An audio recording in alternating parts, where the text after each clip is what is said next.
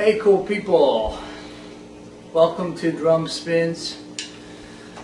I am Todd and drum spins can be broken down into basically three kinds.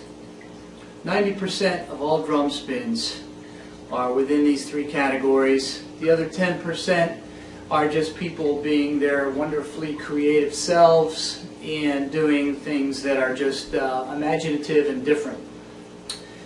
The three kinds are a stick spin that stays between two fingers, a stick spin that goes around different fingers, and something that leaves your hand.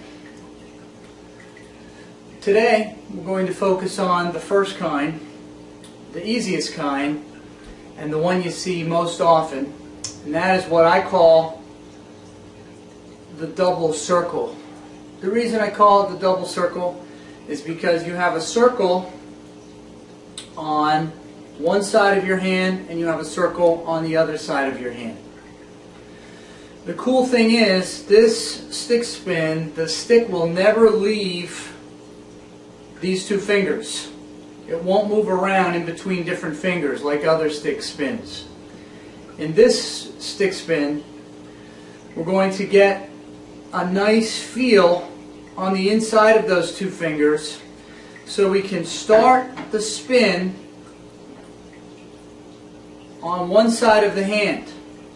A good way to try this is to start with the stick up, let it drop down, and then flick it back up.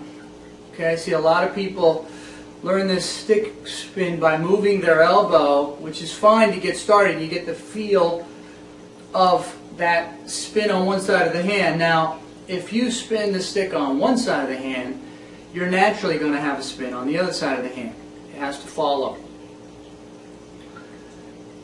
You see heavy metal guys, drum set guys do this stick spin all the time. And the whole trick is to flick the stick back up once it's dropped down. Okay, so if I'm starting with my stick in the air and I let it drop down, I'm actually going to take my index finger and flick it back up.